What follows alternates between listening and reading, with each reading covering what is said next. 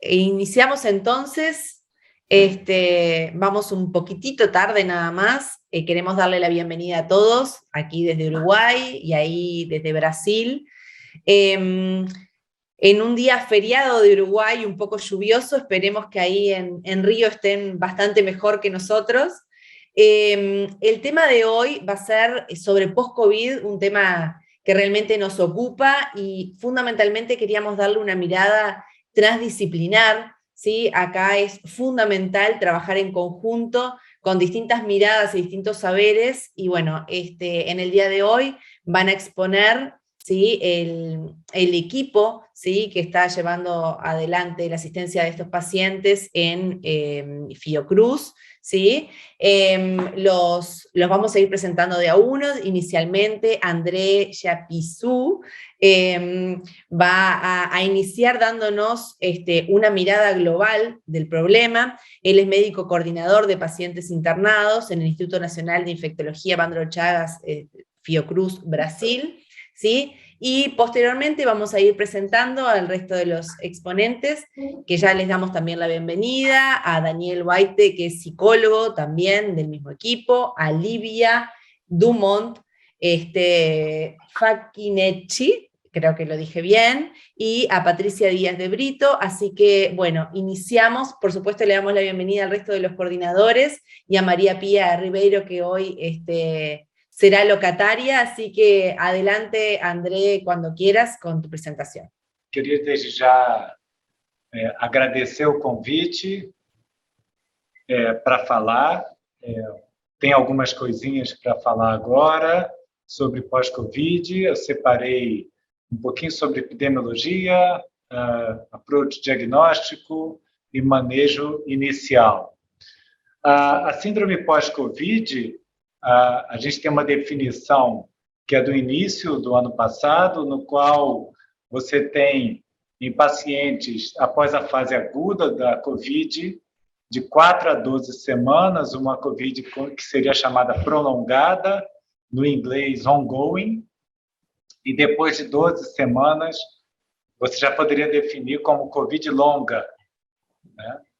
Então, existe um espectro de sintomas muito grande, desde fadiga, declínio na qualidade de vida, passando por dispneia, tosse, ansiedade, depressão, dor torácica, palpitações, tromboembolismo e mesmo outros sintomas constitucionais, como queda de cabelo.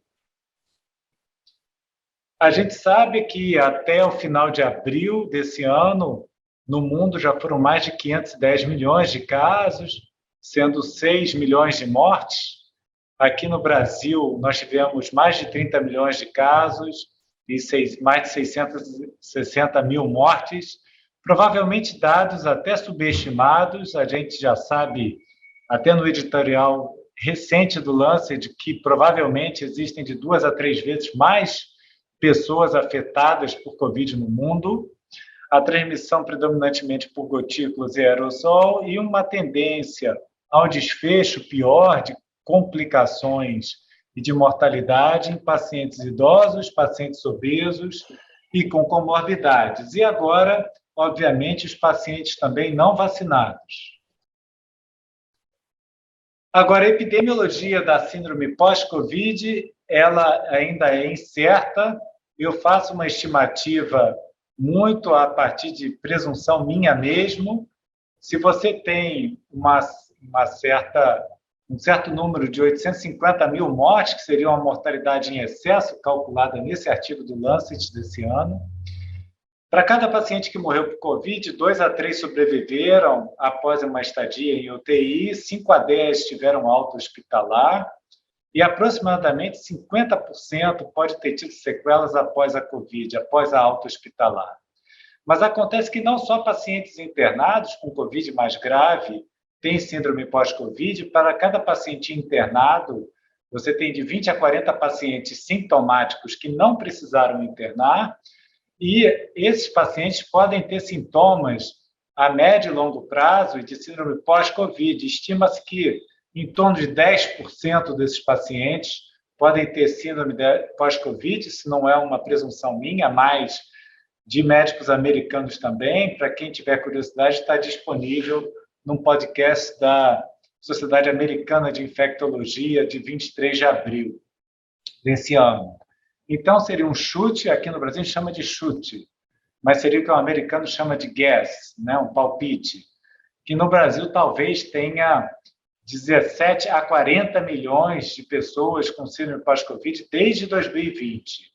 Eu acho que, contando principalmente após a onda da Ômicron, 2 a 3 milhões de pessoas esse ano no Brasil podem estar com síndrome pós-Covid nesse momento. O acometimento é multiorgânico, como eu já falei, muito possivelmente mediado por receptor de angiotensinogênio 2, mas você tem diversos acometimentos, desde acometimento cerebral, como fadiga, delírio e déficit de memória, quanto acometimento pulmonar e acometimento multiorgânico de outros órgãos. Recentemente, há 5 dias atrás, uma publicação da Fiocruz Minas até destaca que fadiga, perda de memória, ansiedade e dispneia são os sintomas mais comuns, pelo menos de uma coorte aqui brasileira de Belo Horizonte, Minas Gerais. No ambulatório, eu acho que é importante definir planos por prazo, desde que o paciente tenha um diagnóstico de síndrome pós-Covid. A gente tem feito dessa maneira, um plano de curto prazo, focando no motivo da admissão ou da consulta ambulatorial. Acho que um primeiro objetivo é de não internar ou evitar reinternação, revisando exames e medicações, e um plano de médio prazo focado em comorbidades e melhora da qualidade de vida, principalmente no sentido de encaminhar para uma equipe multidisciplinar se tiver indicação. E, a longo prazo, 6 a 12 meses, é focar de novo na prevenção de câncer, nas imunizações que eventualmente estejam faltando e de exames periódicos também. A gente sabe que tem um guia recentemente publicado do sistema de saúde inglês, no qual ele foca na certeza diagnóstica da COVID, depois a diferenciação da COVID longa, se é Covid prolongada ou longa, na história e no exame físico, principalmente relacionado a sintomas agudos, screening de laboratório ou de imagem e referência para síndrome pós-Covid, eventualmente tratamento de comorbidades, fazendo o plano do paciente, uma reabilitação do paciente e depois o follow-up, que pode ser presencial ou virtual. Enfim, e é claro que faz parte da organização para o manuseio e para feedback de performance para a instituição e a reunião, um feedback em relação a como está o acompanhamento de pós-Covid. E, finalmente, assim, eu acho que a gente trata muito por sintoma, na pós-Covid, como pacientes que têm dor mantida, analgesia, broncodilatadores, para pacientes sintomáticos respiratórios, antieméticos, antidepressivos. É importante reafirmar a importância da vacinação. Pacientes que já tiveram Covid podem ter reinfecção num período até curto. Atendi semana passada um paciente com 3 meses e meio de reinfecção. Ele teve uma infecção aguda em janeiro e uma reinfecção agora no final de abril, por exemplo, e ele não se vacinou nesse ínterim. Reabilitação motora, respiratória e nutricional e medidas comportamentais com terapia ocupacional e psicologia. Esse é um caso clínico recente, do início de abril, uma paciente de 48 anos, vacinou 2 doses em 2021 contra a Covid, teve sintomas tipo gripe em janeiro de 2022, com teste positivo para a Covid. Os sintomas agudos duraram 10 dias, mas ela manteve uma fadiga após 3 semanas. Ela veio no ambulatório em março de 2022, ela tinha esse score de fadiga de 36 pontos, que denota uma fadiga extrema, e após 1 mês de aconselhamento, tratamento, manuseio do sono, início de atividade física, retorno gradual ao trabalho, ela foi capaz de melhorar. Ela ainda tinha uma hipertensão leve, que até se manifestou no período de pós-Covid, mais um exame de monitoração de pressão arterial ambulatorial, 4 meses depois da Covid, foi normal, ela tem uma história familiar importante e tem esse acompanhamento agora para tratamento ou acompanhamento do diagnóstico de hipertensão arterial. Ok? Então, esse é um exemplo típico do que a gente tem feito no acompanhamento pós-Covid a nível ambulatorial. Agradeço muito o convite, passo a palavra, então, aos outros palestrantes. Bueno, muchas gracias entonces por la presentación. Después vamos a retomar un poco la discusión y creo que podemos retomar también la discusión sobre este caso clínico. Le damos la palabra entonces ahora a Lívia Dumont para que nos hable de su visión entonces como parte del equipo. Bom, então, bom dia a todos, agradeço aqui o convite, a oportunidade de dividir aqui com vocês um pouco da experiência do serviço de fisioterapia aqui do INE, né, da Fiocruz, em relação à síndrome pós-Covid. Bom, então, como mencionado pelo Dr.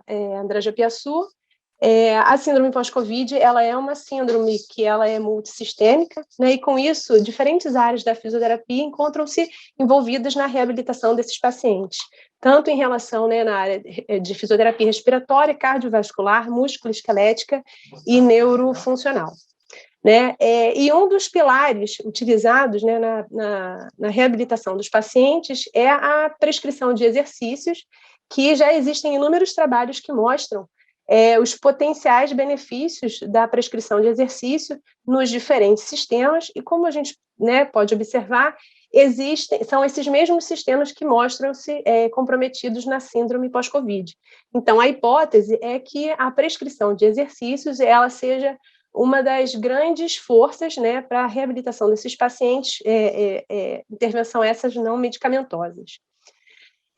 E o que já tem estabelecido até então, até o momento, em relação à prescrição de exercícios, são principalmente aspectos relacionados à segurança, né? Então, que alguns protocolos eles têm reforçado a importância do programa de exercícios ele ser individualizado, titulado por sintomas, e que tenha-se uma atenção redobrada quanto à presença, né, a identificação da presença de síndrome de fadiga crônica, que é uma síndrome no qual o paciente ele relata um esforço desproporcional, né, um mal-estar desproporcional ao esforço realizado, e que nessa população, então, na verdade, a prescrição de exercícios ela está contraindicada, né? Bom, então, nesse sentido, nós aqui na fisioterapia, nós temos três frentes relacionadas ao atendimento desses pacientes com síndrome pós-Covid. A primeira, então, que a gente começou foi relacionada à educação de pacientes, na qual a gente elaborou, né, desenvolveu uma cartilha de orientações de alta hospitalar. Então, na ocasião da alta hospitalar, todos os pacientes internados, eles recebem a nossa cartilha, e são cartilhas essas na qual contém informações relacionadas ao manejo dos sintomas, mas também informações relacionadas à segurança e também ao retorno gradativo das atividades de vida diária. Uma segunda frente que nós iniciamos foi em relação à assistência mesmo fisioterapêutica. Então, todos os pacientes na alta, eles são avaliados pelo fisioterapeuta, e a partir desse momento a gente identifica se o paciente tem indicação de fazer fisioterapia no pós-alta. Se ele tiver indicação, ele pode ser encaminhado, então, para um ambulatório de fisioterapia neurofuncional, que é realizado na modalidade presencial, ou então para a telefisioterapia, na qual é uma modalidade, então, remota, mas voltada principalmente para a área cardiorrespiratória, na qual nós damos oxímetro para o paciente ir para casa, que seria, né, um equipamento para a gente poder ter um pouco mais de segurança para fazer o acompanhamento desses pacientes, e também faixas elásticas. Nós avaliamos, tanto no início quanto no final, algumas medidas, né, medidas relacionadas à força muscular, equilíbrio, capacidades respiratória e aeróbica, fadiga e percepção de esforço, e ainda algumas escalas de atividade e participação. Então, eu trouxe aqui 3 simples resultados que a gente tem observado até o momento, relacionado, então, à telefisioterapia, né? Então, o primeiro resultado relacionado à segurança, né? Então, mostrando os 2 eventos adversos que nós identificamos. Então, o primeiro foi um paciente que relatou uma dor em região inguinal, e um segundo paciente que apresentou um BORG 8 durante a consulta, e por isso houve a necessidade de fazer a interrupção do atendimento. Né? Então, só uma curiosidade, que esse paciente tinha feito exercício 30 minutos antes da nossa consulta. Tá? Um segundo resultado que a gente trouxe aqui foi em relação à adesão, né? A gente encontrou uma taxa de absenteísmo de 40%, que não estava muito... A gente não esperava um absenteísmo tão alto. Quando nós fomos olhar os motivos, né? O que está em verde são os motivos que apresentaram uma maior frequência, então foram problemas relacionados com a internet, dificuldade com a tecnologia, mal-estar, os indivíduos que perderam o horário com a consulta ou que fizeram uma consulta, tinham marcado no mesmo horário consulta com outro profissional, e ainda por motivos de reação vacinal. Um terceiro e último resultado, então, relacionado um pouco ali à acessibilidade, em que a gente avaliou qual é a distância da residência desses indivíduos em relação à instituição, e a gente achou um valor médio aqui em torno de 17 a 18 quilômetros, né, que não é muita coisa. Então, isso nos faz refletir que a telefisioterapia ela pode vencer barreiras, né? Não necessariamente só geográficas, mas que talvez essa necessidade pela tele ela possa se fazer em função de motivos de doença e também por problemas sociais. E, por último, a nossa terceira frente, que é uma parceria em relação à elaboração de um curso, de uma qualificação profissional, que foi uma iniciativa que foi tomada pelo nosso Conselho de Fisioterapia Regional, tá?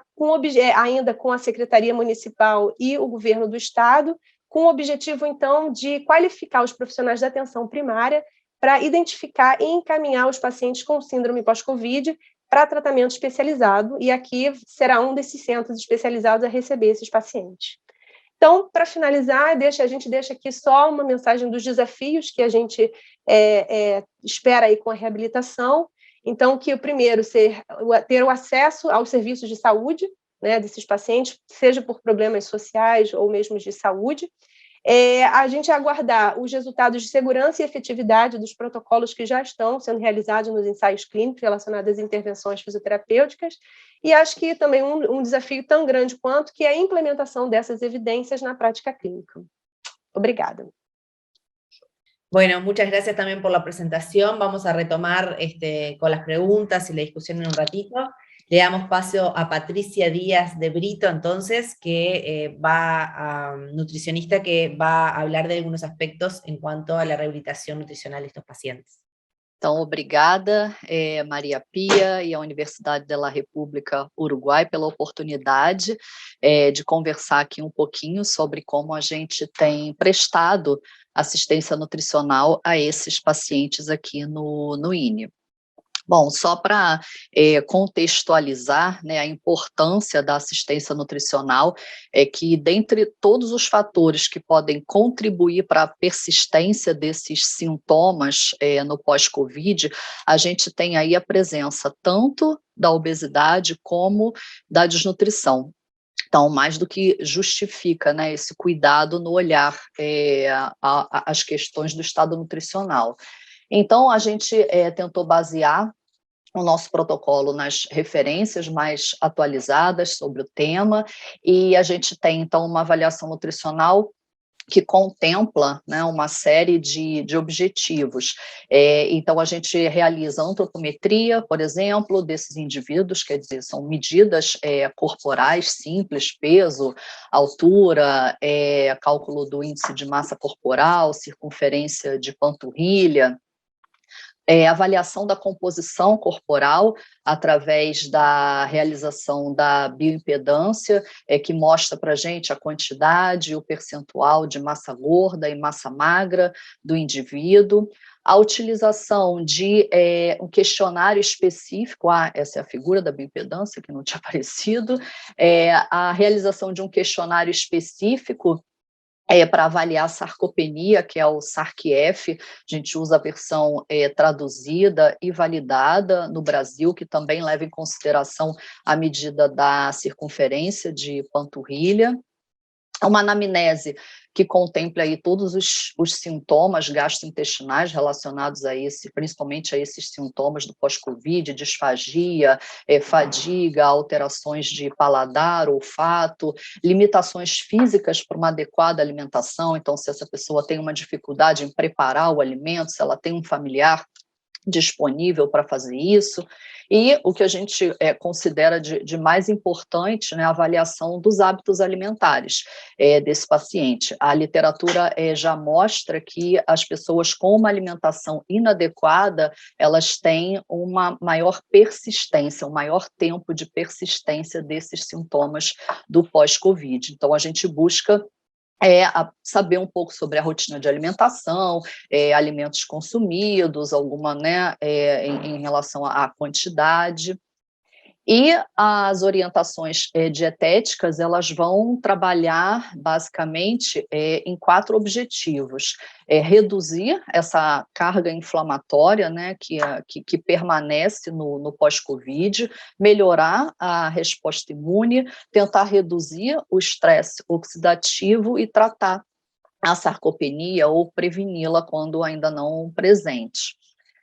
E a recomendação dietética para essas pessoas, eu diria que, ao mesmo tempo, ela é muito simples, mas é muito difícil de ser seguida na prática, né? A orientação seria de uma alimentação saudável, equilibrada, que forneça hortaliças, legumes, verduras e frutas, que são fontes de micronutrientes, de antioxidantes importantes, fontes proteicas, de gorduras boas, de ômega 3, monoinsaturados, carboidratos de baixo índice glicêmico, que tenham um bom aporte de fibra. Então, são alimentos que a gente observa pelo perfil da nossa população, que muitos, inclusive com situação de insegurança alimentar, não têm um acesso adequado a esses alimentos. É uma boa ingestão hídrica. Também a literatura já vem mostrado que, além desses alimentos que estariam associados a uma melhor recuperação, existem aqueles que têm um efeito negativo nessa recuperação, e seria aí a bebida alcoólica. Então ela seria contraindicada, né, durante esse período. E na prática a gente recebe esses pacientes no ambulatório. Inicialmente, a gente está recebendo apenas aqueles pacientes que foram hospitalizados aqui, então que saem com um estado nutricional ainda muito comprometido, eles são encaminhados para o nosso ambulatório. Inicialmente, a suplementação nutricional via oral, ela acaba sendo necessária para repor a quantidade de energia e proteína que esses pacientes precisam, até por conta mesmo de uma alimentação inadequada na prática. E a gente também trabalha muito com essas estratégias práticas que visam melhorar a ingestão alimentar nas refeições, inclusive com a estratégia de atenção plena ao comer, na tentativa de fazer uma educação nutricional para o futuro. Obrigada pela atenção. Seguimos entonces con la presentación de Daniel White, ¿sí? Que es psicólogo también del equipo de Fiocruz, así que seguimos adelante con Daniel, así ya luego de esta presentación vamos a las preguntas que han llegado y la discusión sobre el tema. Eu não tenho apresentação, vocês vão ter que olhar para minha cara o tempo todo. Tentei manter o cabelo penteadinho para melhorar no visual aqui. Eu sou psicólogo, eu trabalho na parte de pesquisa. É uma pesquisa que a gente entra em contato telefônico. Na minha parte cabe mais os pacientes de pós-alta, né? O contato é feito entre 30 a 60 dias pós-alta. Comecei em outubro de 2020 e havia o cenário se modificou em outubro de 2021 para cá. No começo a gente tinha, lógico, um número maior de pacientes, havia uma heteros, os pacientes tinham um perfil mais diferente. O objetivo do estudo é ver, quer dizer, a parte, né, da saúde mental é ver a incidência de casos de depressão, de transtorno de estresse pós-traumático, ansiedade, insônia e ideações suicidas, né? Eu botei mais ou menos na ordem que essas incidências, estou fazendo só um recorte dos dados preliminares, né? E a gente faz questionários que a gente levanta certas pontuações, e dependendo dessas pontuações a gente faz um encaminhamento para a psiquiatria para fazer uma avaliação, e dependendo dessa avaliação ser encaminhado para os serviços de saúde mental próximos à residência dessas pessoas que receberam alta. E de um tempo para cá, essa incidência, né, esse encaminhamento para a psiquiatria tem aumentado, e de outubro de 2021, o perfil dessas pessoas começou a ficar mais homogêneo, né? Isso eu estou falando da minha experiência própria, né? Porque a gente tem um N grande, né? Tem um N num ano, próximo de 600 pessoas contactadas entre 30 e 60 dias pós-alta. Então,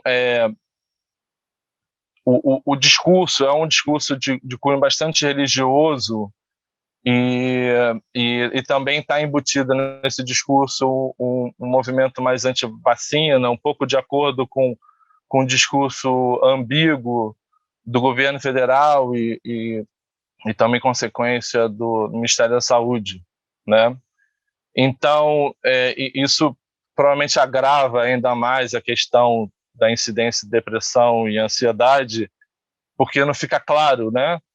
As medidas que as pessoas devem tomar para elas poderem se prevenir melhor ou lidarem melhor com a questão da infecção pelo Covid, né? Falando um pouco da questão da ansiedade, no caso, a ansiedade é você basicamente esperar que algo ruim venha acontecer, né? Essa crença de que no futuro algo ruim venha acontecer, esse futuro pode ser um futuro a curto, médio e longo prazo, e isso faz com que isso também aumente a chance das pessoas desenvolverem algum nível de depressão, né? Enquanto a ideia, a crença de que no futuro as coisas não vão melhorar, né? Isso meio que se retroalimenta, como se a cobra mordesse o próprio rabo, né? Acaba não tendo um início, um fim, né? E a gente é difícil falar de política e religião sendo psicólogo, ao mesmo tempo que tem que haver uma possibilidade respeitosa, né? Mesmo que você tenha outras crenças, outras ideias políticas, inclusive você pode não gostar nem um pouco da abordagem e das ideias de quem você está fazendo a entrevista pelo telefone, você, como profissional de saúde, você tem que ter o foco de que essa pessoa, apesar de poder ter ideias enganadas em relação à ciência e isso gerar consequências que pioram a saúde dela e de todo o pós, né? O pós-alta ao longo do tempo. Então, a gente tem que arranjar um jeito, eu queria destacar essa parte, porque é uma parte delicada e muitas vezes não mencionada entre os profissionais, né? Que é realmente uma revolta. É difícil você abordar essas questões, né? De outubro para cá, há uma certa resistência maior das pessoas participarem da pesquisa, há um enorme aumento de desconfiança, entendeu? Muitas vezes eu faço a pesquisa inteira, tem vários dados da pessoa, inclusive dados pessoais como telefone, eu tenho endereço, e a pessoa no final chega a me perguntar: você é realmente da Fiocruz? Né? E isso era pouco comum antes de outubro. Eu falo outubro porque na hora você acha que é uma coincidência, é uma questão pontual, mas só que ela vem se mantendo ao longo dos meses, né? Então, o perfil das pessoas que estão recebendo a alta, e esse contato meu que é feito entre 30 dias e 60 dias de pós-alta, existe um discurso de um cunho religioso forte, né? E as pessoas vão respondendo as perguntas e muitas vezes ela já entra com esse assunto. Então, a resposta pode ser objetiva, mas ela acaba entrando, e o psicólogo ele tem que saber como lidar com as situações, ou tentar fazer com que a ação seja um pouco mais extensa do que você apenas pensar na questão de saúde mental, né? E tudo que... porque se a gente falar de saúde mental, parece que a gente está falando de uma coisa específica que não dialoga com todo o resto, né? Essa visão multidisciplinar, ela tem que estar clara também para o psicólogo que atua na questão da Covid, né? Principalmente eu, que fiquei boa parte do meu tempo na parte de prevenção e de pacientes com HIV, né? E a novidade da Covid fez com que os horizontes se abrissem, né? Então, de forma delicada e respeitosa, tem que haver alguma abordagem por parte do profissional de saúde mental nessas questões. Não é você meter na religião da pessoa, obviamente isso não, inclusive para mim acarretaria problemas sérios pelo CRP, do Conselho. Você não pode fingir que aquilo não está acontecendo. Não é? Pessoas com facilidade, com uma certa frequência, falam em relação a não se vacinar, e os meus colegas estão aí, podem me corrigir se eu estiver errado, mas há um perfil maior de pessoas com esquema vacinal não completo e algumas pessoas sem vacina nenhuma, sem ter tomado vacina nenhuma, entendeu? Teve um caso de uma paciente que ela ficou entubada por um longo período, acho que 2 semanas, e mesmo depois disso, ela ainda tinha um discurso anti-vacina, que ela não queria se vacinar. Mesmo ela ter flertado com a morte por um bom tempo, né? Então, nessa hora, não adianta só o psicólogo pensar na questão de como a gente pode melhorar a questão da depressão dessa pessoa, a ansiedade, né? E tratar alguma parte de trauma, e em consequência de tudo isso, insônia, ideação suicida, se você vai ignorar o fato de que essas pessoas têm crenças em relação à ciência e à vacina de forma distorcida, né? Tem que se arranjar um jeito de se entrar nesse assunto, né? Abordar esse assunto com esses pacientes para que eles possam se usufruir, principalmente no Brasil, que a gente tem uma cultura de vacinação em massa ampla e de décadas, né? E muito bem sucedida, e a gente está um pouco perdendo isso, né? E possivelmente por uma interpretação de argumentos religiosos e a forma dúbia quanto o governo trata a questão do combate para a Covid, né? E eu, como psicólogo, eu não perco a oportunidade de estar lá falando com a pessoa, mesmo que a pessoa tenha uma posição muito diferente do que talvez eu, não sendo psicólogo, mas pensando como pessoa, não achar razoável que aquele comportamento não é saudável, nem um pouco saudável, aquele comportamento para aquela pessoa. Vou contar um caso de uma senhora muito parecida com essa, que ficou entubada por um tempo, que não tinha tomado vacina, e eu questionei, né, o que fez ela levar a não tomar vacina. Eu não fui dando logo os argumentos racionais, porque muitas vezes esses argumentos racionais eles são frios, né? E eu acho que essa é uma crítica que eu faço. Não que eles não tenham que ser apresentados, eles têm que ser apresentados sim, mas eles têm que ser apresentados de uma forma quente, ou seja, com algum tipo de emoção envolvida. Entendeu? Essa emoção vai ser tratada de forma de indivíduo, ela vai acontecer na dinâmica desse atendimento, né? E eu acho que eu fico bastante preocupado em relação o aumento da influência religiosa misturada com a política Dani, e misturada... Dani, Oi. se você conseguir fechar, a gente vai precisar daqui a pouco partir para a discussão antes de acabar. Ótimo. Não, eu vou fechar já aqui rapidinho. Vale. Eu já vou falar. Obrigada. Tá. Então, o que eu estava falando mesmo? Tá. Então, eu fico preocupado com esse cenário, né? E, ao mesmo tempo, a gente tem que fazer algum tipo de ação, lógico, sempre respeitando a questão, né?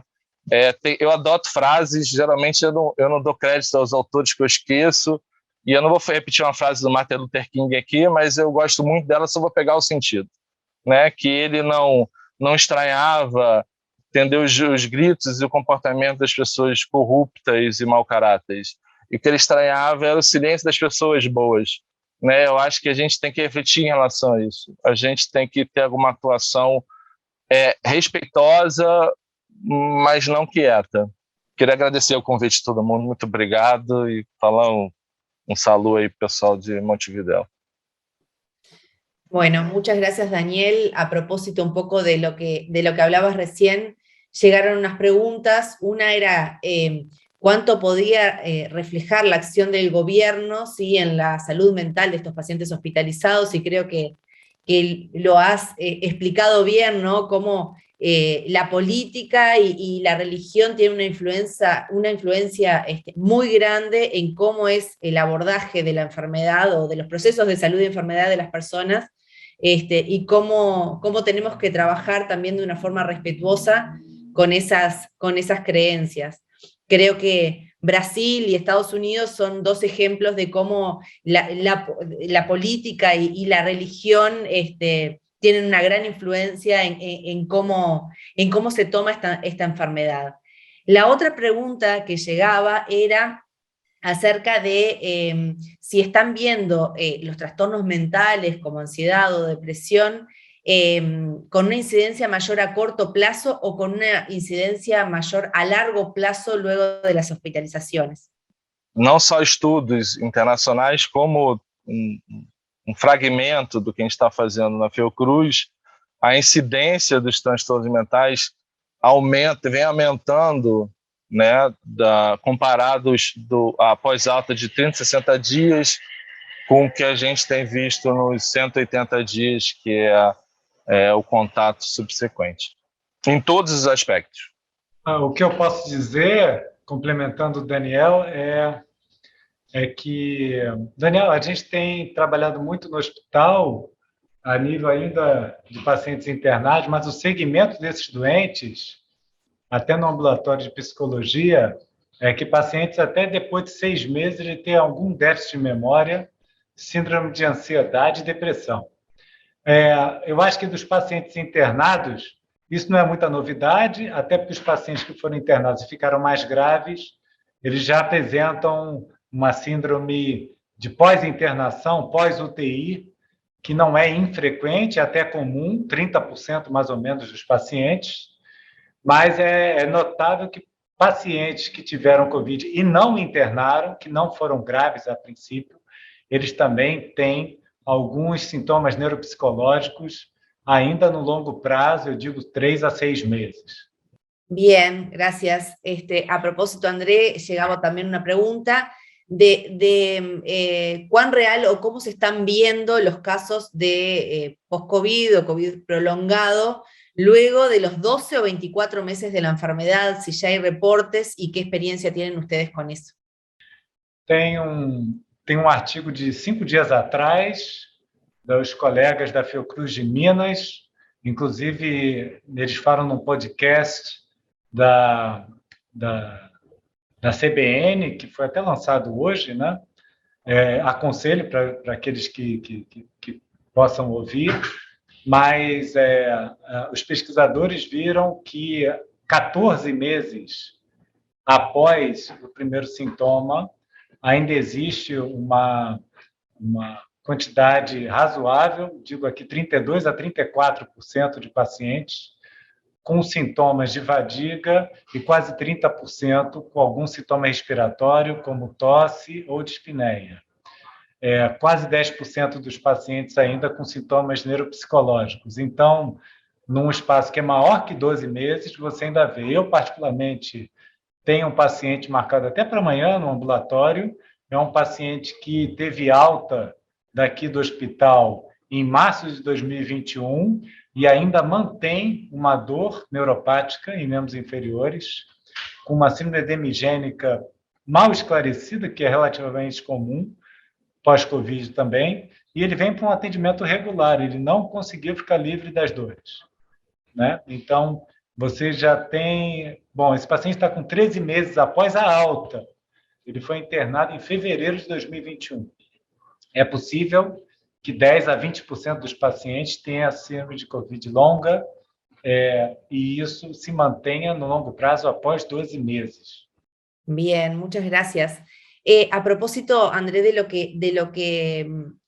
caso clínico que mostraste y demás, a veces para la estandarización de la asistencia de estos pacientes es difícil elegir escalas que sean prácticas en la consulta, que lleven un tiempo adecuado, digamos. No podemos hacer escalas demasiado grandes, a veces poco prácticas en la consulta diaria. ¿Qué escalas están utilizando en la práctica, por ejemplo, la que nombraste de fatiga, o cómo están estandarizando la asistencia de estos pacientes en la consulta? Bom, como eu sou clínico, o meu atendimento, eu foco muito no curto prazo, de um controle de sintoma. É claro que eu, por exemplo, usei essa FAS, né, que é um acesso de fadiga, através de um questionário, mas eu podia passar para a Lívia. A Lívia, eu acho que ela tem mais experiência com algumas das escalas que são feitas aqui na internação, por exemplo, a escala de Borg, ela é bastante utilizada, e a nível ambulatorial, a Lívia está mais a par de algumas escalas, até para o acompanhamento. O meu papel é muito de triagem dos pacientes, e eu tenho feito muito isso e encaminhado quando o paciente precisa de fisioterapia, psicologia e outros atendimentos também. Eu acho que a Lívia podia falar um pouco melhor nessa parte. Sim, em relação... A gente tem, né, então, os nossos ambulatórios de acompanhamento de fisioterapia neurofuncional e a cardiorrespiratória. A gente tem utilizado principalmente a Borg, né, para a gente realmente titular os nossos exercícios. A gente tem a previsão de inauguração ainda nesse semestre do centro de reabilitação, em que aí realmente a gente vai estar envolvido, né, num estudo de pós-Covid, e que a gente vai utilizar instrumentos, né, mais amplos, e que inclui também instrumentos de fadiga. No momento, a gente tem utilizado um pouco a FSS, que é uma escala que ela é utilizada também para fadiga em pacientes com esclerose múltipla, né? Então, a gente tem utilizado, e sim, de fato, a fadiga tem sido um importante limitador na hora da gente realizar a prescrição dos exercícios. Então, ela realmente tem que ser ali bem acompanhada, bem de próximo, né? Porque realmente acaba que limita muito o que a gente imagina, né? A potencialidade do que a gente poderia vir a fazer o exercício e o que realmente acontece. Então, a escala de Borg e a FSS são as duas escalas que a gente tem utilizado mais aqui no ambulatório. E na telefisioterapia, né? E, Lívia, eu queria até deixar aqui lembrado que, além da fisioterapia, eu acho que mais do que nunca se faz necessário um atendimento de terapia ocupacional, sabe? Porque são profissionais que muitas vezes é uma especialidade crescente nos últimos anos, né? E é um profissional que ele vem se destacando para a melhoria de qualidade de vida, que eu acho que no médio e longo prazo, eu indiquei para poucos doentes até agora, mas eu, revisando, eu acho que mais doentes precisariam ou se beneficiariam do acompanhamento pelo terapeuta ocupacional também. Sim, sim, uma pena que a gente não tem aqui, né, na instituição. Com certeza. Vitória, tem uma pergunta aqui de Tânia, no chat. Eu ia te falar, a Tânia Vergara fez uma pergunta aqui no chat, se você já está com acesso à pergunta, você pode ler aí para já responder Ela para você mesmo. perguntou a expectativa com síndrome pós-Covid em pacientes com um quadro leve ou assintomático né, num crescente número de infecções pela variante Ômicron e que está subdiagnosticado e subestimado. Eu acredito sim, Tânia. Esse podcast de 23 de abril da IDSA é bem interessante e me impactou, por isso que eu botei na apresentação, vale a pena escutar. Mas eles comentam, são 4 ou 5 profissionais que fazem atendimento pós-Covid nos Estados Unidos. 2 deles acreditam que cerca de 10% dos pacientes que tiveram Covid não precisaram internar, ou seja, a maioria dos pacientes, eles podem ter algum sintoma a longo prazo. Agora, o paciente assintomático, então, é muito difícil você dizer, né? Até porque você, com a maioria das pessoas vacinadas, e aí o que falou o Daniel é verdade, Daniel. Assim, as pessoas têm muita religião, é a política que pode atrapalhar e fake news. Mas é importante falar que a maioria acredita na vacina. E a maioria vacinou, mesmo das pessoas que apoiam governo ou não apoiam o governo. Então, acho que quando é para falar sério, a pessoa que é mais consciente, ela bota a mão na cabeça e ela vai vacinar, inclusive com reforço, né? Mas isso, sem dúvida, eu acho que, em termos de Brasil, eu fiz essa estimativa que é totalmente da minha cabeça, Tânia. Eu acho que, nesse momento, de 2 a 3 milhões de pessoas no Brasil, pós-Ômicron, que não internaram, podem ter algum sintoma de síndrome pós-Covid, e isso, no momento, é incomensurável, assim, no mundo. Mas é um chute. Eu acho que se você parte de uma premissa que 10% pode ter sido pós-Covid, é importante. Outra premissa é que, com a vacinação, com reforço, com a terceira ou com a quarta dose, eventualmente, a tendência é de ter uma redução de pessoas que vão ter síndrome pós-Covid, né? Porque se a pessoa tiver menos sintomas, tiver menos infecção sintomática, é possível que ela também manifeste menos a síndrome pós-Covid, mas é difícil dizer, né? Eu acho que vale a pena a gente estar bem atento a alguns sintomas de síndrome pós-Covid, como a fadiga, neuropsicológicos, alguns sintomas pulmonares e piora de sintomas de pacientes que já têm algumas das comorbidades, né, que já foram faladas. Bien, muchas gracias. Tenemos una pregunta para Patricia. Ella hablaba, claro, cuando uno piensa en recuperación o asistencia nutricional, uno va como hacia la desnutrición y no hacia la obesidad, que es uno de los factores de riesgo incluso para tener una mala evolución con esta enfermedad. Y bueno, queríamos saber la experiencia que ha tenido en cuanto al tratamiento de estos pacientes con la obesidad, y si se han observado también en este seguimiento que ustedes tienen la obesidad como un factor de riesgo en el post-COVID. Oi, na verdade, o que eu tenho recebido, os pacientes que eu tenho recebido no ambulatório para fazer esse acompanhamento de pós-Covid são pacientes que saíram com um estado nutricional bem comprometido da internação. Então, são pacientes que apresentam algum grau de desnutrição. Eu não tenho recebido pacientes, eles podem até ter tido um histórico de sobrepeso prévio à internação, mas nesse momento de alta, de chegada no ambulatório de nutrição, são pacientes que têm algum grau de desnutrição. E a fadiga é o que eu observo que é o mais relatado dos sintomas e que realmente permanece durante um bom tempo de acompanhamento, dificultando até o paciente a voltar às suas atividades do dia a dia, ao trabalho.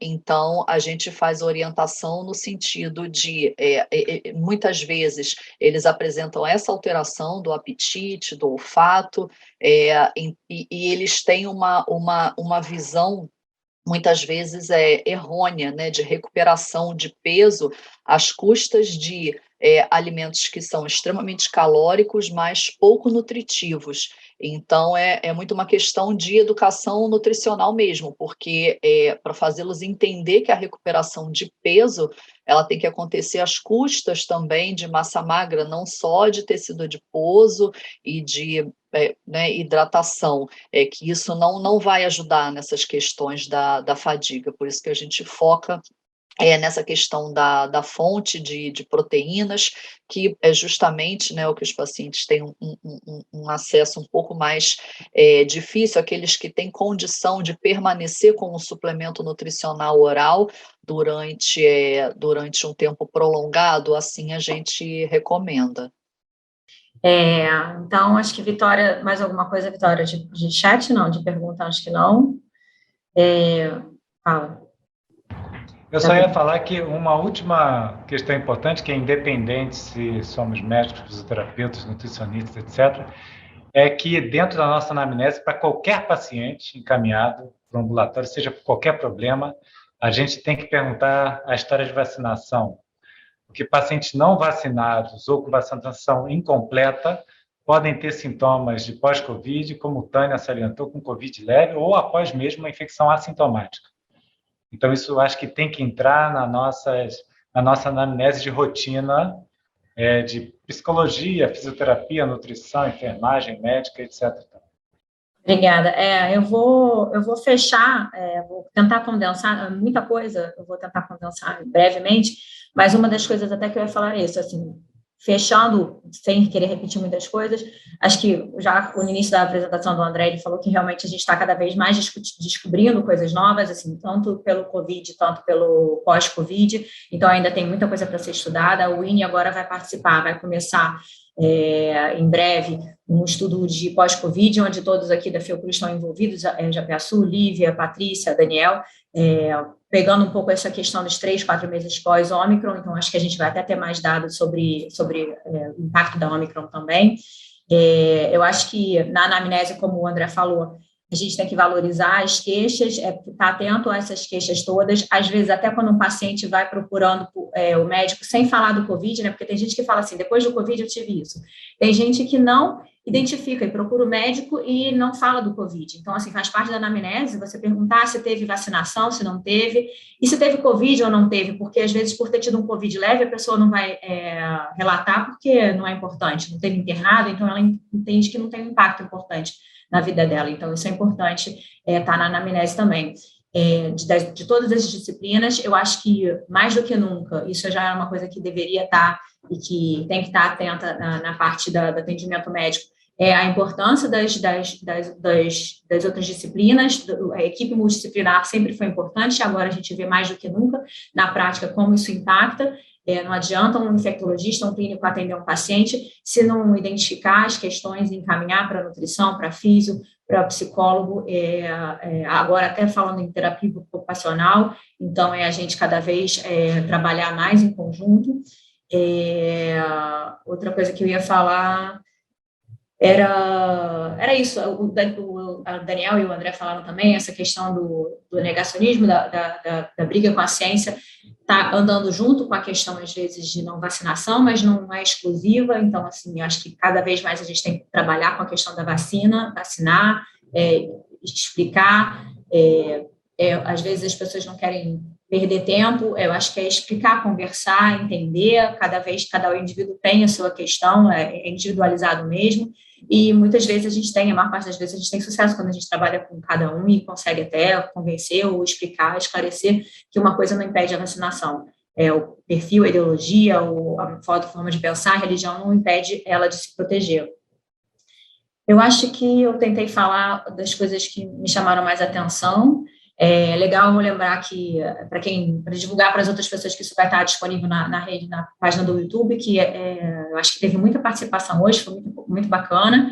Eu queria agradecer a todos os presentes, tanto na organização, né, Henry, Álvaro, Vitória, Elisa, mas também aos apresentadores, e agradecer muito mesmo, que eu tenho no coração, porque minha equipe, André, Lívia, Patrícia, Daniel, agradeço muito vocês pela oportunidade de discutir isso, e agradecer a todos, e todos aqui assistiram também, Tânia, e todos que deixaram perguntas aí, muito obrigada. Obrigada. Obrigado, pessoal. Tchau, gente. Obrigada. Tchau. Muchas gracias. Graças, obrigado.